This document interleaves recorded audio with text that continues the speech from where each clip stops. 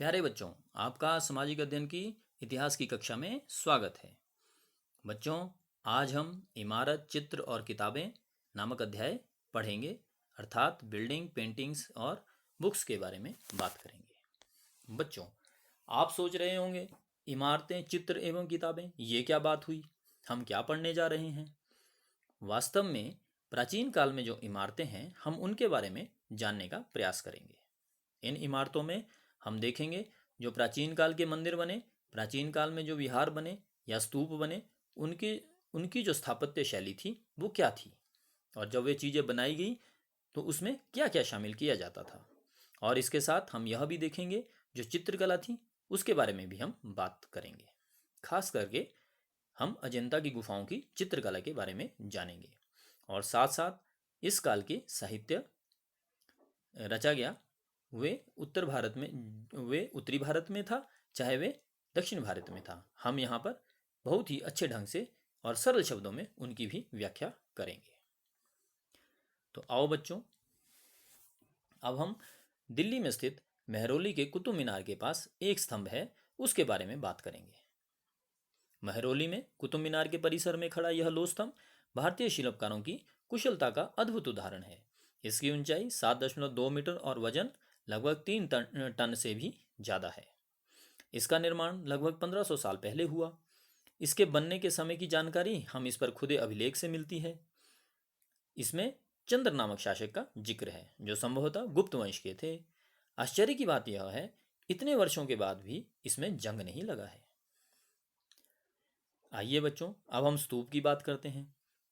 अगर देखा जाए तो शिल्पकला का सबसे बड़ा नमूना जो देखने को मिलता है वह है स्तूप। आखिर यह स्तूप क्या है?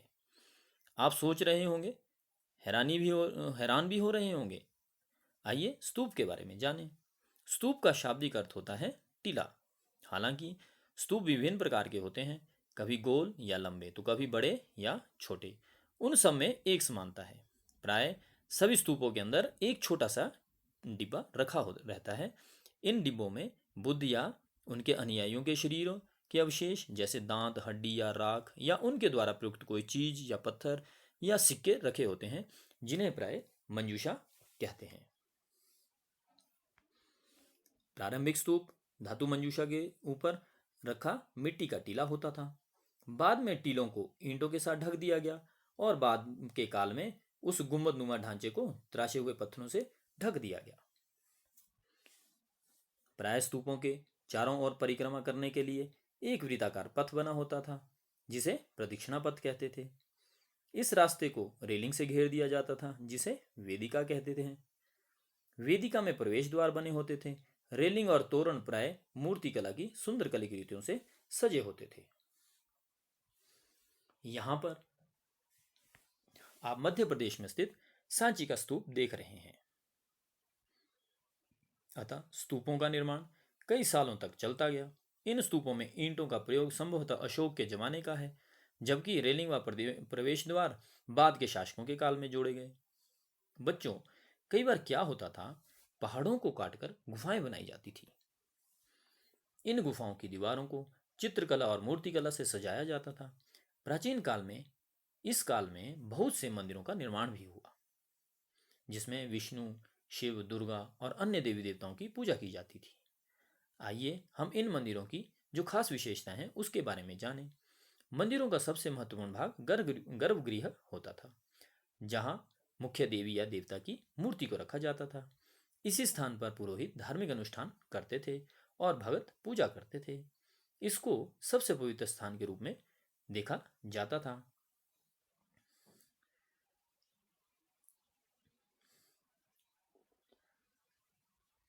इसमें सबसे पवित्र स्थान के रूप में दिखाने के लिए भीतर गांव जैसे मंदिरों में इसके ऊपर काफी ऊंचाई का तक निर्माण किया जाता था, जिसे शिखर कहते थे।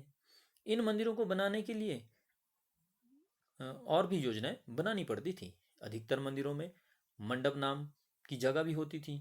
यह एक सभागार होता था जहां लोग इकट्ठा होते थे। इसी तरह दक्षिण भारत में भी महाबलीपुरम और होल में काफ़ी मंदिर बनाए गए। यहाँ पर जो महाबलीपुरम का एक एकाश्मिक मंदिर है, अब इनको एकाश्मिक मंदिर क्यों कहा जाता था? क्योंकि यह एक ही शिला को तराश कर बनाए गए हैं। इसलिए इसे एकाशम मंदिर कहा गया है। ईंटों से बनाए जाने वाले मंदिरों से यह बिल्कुल भिन्न होते थे। ईंटों से बनी इमारतों में नीचे से ईंटों की एक एक तह जोड़ते हुए उसे ऊपर की ओर ले जाते हैं और चट्टान तराश कर उसको ऊपर से नीचे के क्रम में बनाते हैं। इस प्रकार अहोल का दुर्गा मंदिर जो आप देख रहे हैं इसी प्रकार से बना है। यह 1400 साल पहले बनाया गया था। बच्चों, आप सोच रहे होंगे मंदिर और स्तूप कैसे बनते होंगे। जब स्तूप और मंदिर बनाए जाते हैं तो इन्हें विभिन्न प्रकार की प्रक्रियाओं से गुजरना पड़ता था, क्योंकि इनको बनाने के लिए बहुत पैसा व धन खर्च होता था।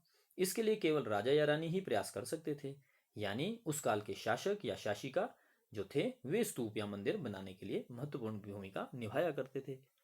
वो क्या क्या काम करते थे। पहला काम, सबसे अच्छे किस्म के पत्थर ढूंढकर शिलाखंडों को खोदकर निकालना होता था। फिर मंदिर या स्तूप के लिए सोच विचार कर तय किए गए स्थान पर शिलाखंडों को पहुंचाना होता था। यहाँ पत्थरों को काट छांट कर तराशने के बाद खंभों, दीवारों की चौखटें, फर्श तथा छतों का आकार दिया जाता था। इन सब को तैयार हो जाने के बाद सही जगह पर उन्हें लगाना काफी मुश्किल सा काम था। इस तरह शानदार ढांचों को तैयार करने वाले शिल्पकारों को बहुत सारा खर्च संभवतः राजा रानी ही देते थे। इसके अतिरिक्त इसमें आने वाले भगत जो उपहार अपने साथ लाते थे उनसे इमारत की सजावट की जाती थी। जैसे हाथी दांत का काम करने वाले श्रमिकों के संघ ने सांची के एक अलंकृत प्रवेश द्वारा जिसको तोरण भी कहा जाता है को बनाने का खर्च दिया था। इनकी सजावट के लिए पैसा देने वालों में व्यापारी, कृषक, माला बनाने वाले, इत्र बनाने वाले, लोहार, सुनार और ऐसे कई स्त्री पुरुष शामिल थे जिनके नाम खंभों, रैलियों और दीवारों पर खुदे हैं। इसलिए बच्चों, जब तुम इनको देखने जाओ तो याद रखना इनको बनाने के लिए बहुत से लोगों का योगदान था। आइए बच्चों, अब हम प्राचीन काल की चित्रकला के बारे में बात करें और उसमें भी विशेषकर यह अजंता की चित्रकारी की बात करें। आप सोच रहे होंगे अजंता की चित्रकारी वास्तव में क्या है। अजंता एक जगह का नाम है जो कि एक आधुनिक महाराष्ट्र में स्थित है और वहाँ पर हम बहुत सी गुफाएं मिली है। वहाँ पे हमें बहुत सी गुफाएं मिली हैं और उन गुफाओं में बहुत बढ़िया चित्रकारी का नमूना पेश हुआ है जो सबको बहुत ही मनमोहक लगता है। ये जो गुफाएं हैं इनमें से ज़्यादातर बौद्ध भिक्षुओं के विहार थे। इनमें से कुछ को चित्रों द्वारा सजाया गया था। यहाँ के इनके कुछ उदाहरण दिए गए हैं। गुफाओं के अंदर अंधेरा होने के कारण अधिकांश चित्र मशालों की रोशनी में बनाए गए थे। इन चित्रों के रंग 1500 साल बाद भी चमकदार हैं, जो यह रंग क्योंकि ये रंग पौधों और खनिजों से बनाए गए थे। इन महान कृति को बनाने वाले कलाकार भी अज्ञात ही हैं बच्चों, अब हम प्राचीन काल के साहित्य की बात के बारे में बात करें। हम जो साहित्य पढ़ने जा रहे हैं वह बहुत ही प्रसिद्ध रहा और ज़्यादातर उसमें महाकाव्य रहे। महाकाव्य होता है वह एक बड़ा ग्रंथ जो कविता के रूप में लिखा जाता है। यह उत्तरी भारत और दक्षिण भारत दोनों के साहित्य की बात है। तो बच्चों, इन साहित्य के बारे में अब हम बात करेंगे। करीब 1800 साल पहले एक प्रसिद्ध तमिल महाकाव्य शिल्पाधिकारम महाकाव्य की रचना आलंगी नामक कवि ने की। इसमें कोवलम नामक के व्यापारी की कहानी है। वह कुहार के साथ रहता था और अपनी पत्नी कनगी की उपेक्षा कर वह एक नृत्यकी माधवी से प्रेम करने लगा। बाद में वह और कनगी पुहार से छोड़कर मदुरई चले गए।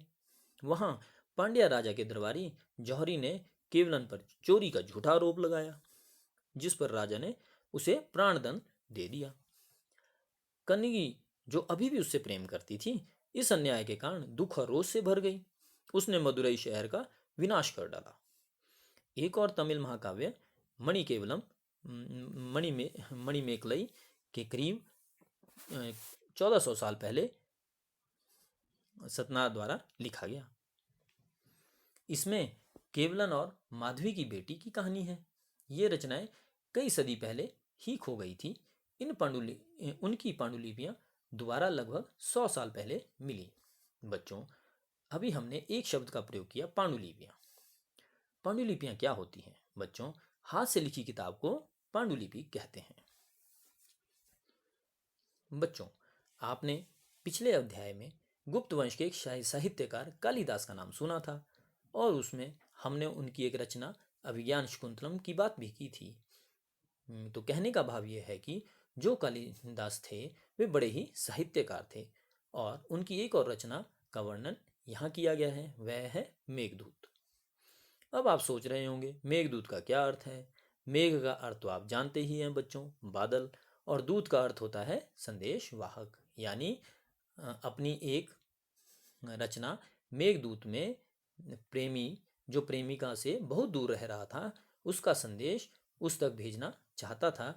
जब उसे कुछ नहीं मिला तो उसने देखा आकाश में बादल जा रहे हैं, तो उन बादलों को ही उसने दूत बनाया और यह कहा कि जाकर यह संदेश मेरी प्रेमिका तक पहुंचा देना।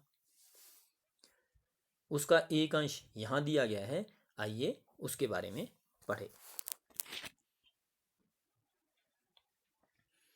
यहाँ उसकी सबसे प्रसिद्ध रचना मेघदूत से अंश दिया गया है। यहाँ एक विरही प्रेमी बरसात के बादल को अपना संदेश वाहक बनाने की कल्पना करता है। देखो किस तरह कवि ने बादलों को उत्तर की ओर ले जाती ठंडी हवा का वर्णन किया है। तुम्हारे बौछारों से मुलायम हो उठी मिट्टी की भौनी भौनी खुशबू से भरे हाथियों की सांस में बसी जंगल गूलर को पकाने वाली शीतल बयार तुम्हारे साथ धीरे धीरे बढ़ेगी। तो बच्चों, इसके साथ अब हम हिंदू धर्म से जुड़े जो महाकाव्य हैं वह अन्य रचनाएं हैं, आइए उसके बारे में जानें। सबसे पहले हम पुराण के बारे में जानें। पुराण का शाब्दिक अर्थ है प्राचीन। पुराणों में विष्णु, शिव, दुर्गा, पार्वती जैसी देवी देवताओं से जुड़ी कहानियां हैं। इसमें इन देवी देवताओं की पूजा विधियां भी दी गई हैं। इसके अतिरिक्त इसमें संसार की सृष्टि व राजाओं के बारे में भी कहानियां हैं। बच्चों, पुराण सरल संस्कृत शब्दों में लिखे गए हैं जिसे सब उन्हें सुन और समझ सकें। स्त्रियां और शूद्र जिन्हें वेद पढ़ने की अनुमति नहीं थी वे भी इन्हें सुन सकते थे।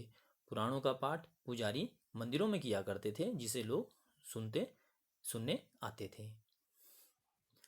आइए बच्चों, अब हम जो प्रसिद्ध महाकाव्य है रामायण और महाभारत उसके बारे में जानें। वैसे तो आप इनके बारे में बहुत कुछ जानते हैं, परंतु आओ एक बार और विस्तार से जानें।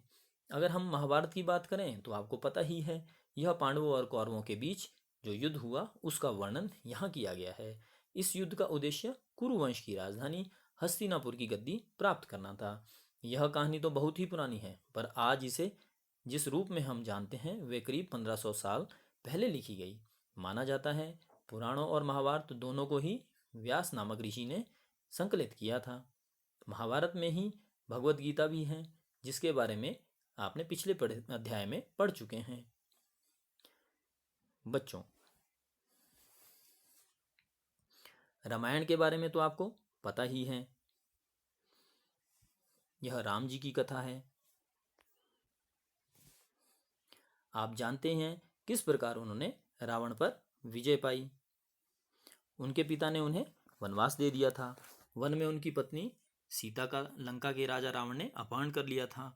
सीता को वापस पाने के लिए राम जी को लड़ाई करनी पड़ी। वे विजयी होकर कौशल की राजधानी अयोध्या लौटे। महाभारत की तरह ही रामायण भी एक प्राचीन कहानी है जिसे बाद में लिखित रूप दिया गया। संस्कृत रामायण के लेखक वाल्मीकि जी माने जाते हैं। बच्चों, आइए अब थोड़ा और जानें कि आम लोगों को द्वारा कही जाने वाली कहानियां भी इसमें संकलित थी। उसमें आम लोग भी कहानियां कहते थे, कविताएं और गीतों की रचना करते थे। गाने गाते थे, नाचते थे, नाटकों को खेलते थे। इनमें से कुछ तो इस समय के आसपास जातक और पंचतंत्र की कहानियों के रूप में लिखकर सुरक्षित कर लिए गए। जातक कथाओं और अक्सर जातक कथाएं तो अक्सर स्तूपों की रैलियों और अजंता के चित्रों में भी दर्शाई जाती थी। बच्चों, यहाँ पर एक बंदर राजा की कहानी भी आपके सामने दर्शाई गई है। यह भी आम लोगों की कहानियों के वृतांत बताती हैं। बच्चों, इस साहित्य में गणित और विज्ञान की भी कुछ किताबें लिखी गई। आइए उनके बारे में भी थोड़ा सा जानें। इसी समय गणितज्ञ और खगोल शास्त्री आर्यभट्ट ने संस्कृत में आर्यभट्टम नामक पुस्तक लिखी। उसमें उन्होंने लिखा, दिन और रात पृथ्वी की अपनी दूरी पर चक्कर काटने की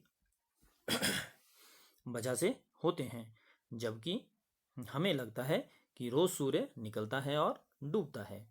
उन्होंने ग्रहण के बारे में भी एक वैज्ञानिक तर्क दिया। उन्होंने वृत्त की परिधि से बने मापने की विधि ढूंढ निकाली, जो लगभग उतनी ही सही है जितनी कि आज प्रयुक्त होने वाली विधि। बच्चों, आपको यह सुनकर भी हैरानी होगी कि जो अंकों में शून्य है उसका आविष्कार सबसे पहले भारत में ही हुआ था। और आइए यह किसने किया और यह जाने कि यह भारत की पूरी दुनिया में कैसे पहुंचा। अंकों का प्रयोग पहले से होता था, पर भारत के गणितज्ञों ने शून्य के लिए एक नए चिन्ह का आविष्कार किया। गणित की यह पद्धति अरबों द्वारा अपनाई गई तब यूरोप में फैल गई। आज भी यह पूरी दुनिया में प्रयोग की जाती है। बच्चों, आपकी किताबें और कॉपियाँ जो आप देखते हैं उसमें कागज होते हैं। क्या आपने कभी सोचा यह कहाँ से आया होगा, इसकी शुरुआत कैसे हुई? आइए इसके बारे में थोड़ा सा पढ़ें। कागज आज हमारे रोजमर्रा की जिंदगी का हिस्सा बन गया है। जो किताबें हम पढ़ते हैं वे कागज में पर छपी होती है। उसी तरह लिखने के लिए भी हम कागज का ही उपयोग करते हैं। कागज का आविष्कार करीब 1900 साल पहले काई लुन नामक के व्यक्ति ने चीन में किया। उसने पौधों के रेशों, कपड़ों, रस्सियों और पेड़ों की छालों को पीट पीट कर लुगदी बनाकर उसे पानी में भिगो दिया। फिर उस लुगदी को दबाकर उसका पानी निचोड़ा और तब सुखा के कागज बनाया।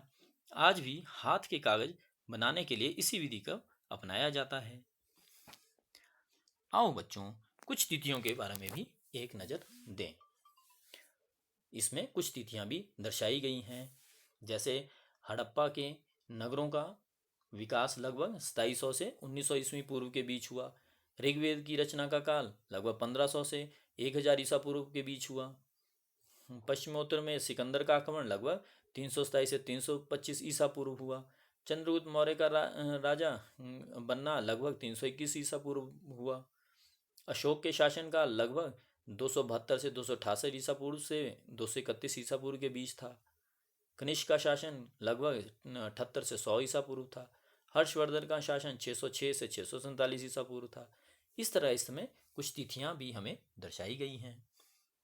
बच्चों, इसी तरह भारतीय राजनीतिक मानचित्र भी आपको दर्शाया गया है। इसमें भारत के राज्य राजधानी और केंद्र शासित प्रदेशों के नाम दिए गए हैं और दर्शाए गए हैं। कौन से राज्य और कौन से केंद्र शासित प्रदेश भारत में कहाँ स्थित है, कृपया इसे भी ध्यान दें। तो बच्चों, आपने आज इमारतें, चित्र और किताबों के बारे में पढ़ा। आपको इसके बारे में अधिक समझ बन गई होगी। मेरा आपसे भी अनुरोध है कि इसके साथ दी गई कार्यपत्र को भी जरूर करें ताकि इससे इसके बारे में और समझ बन सकें। धन्यवाद। खुश रहो, सुरक्षित रहो। Thank you. Be happy and safe.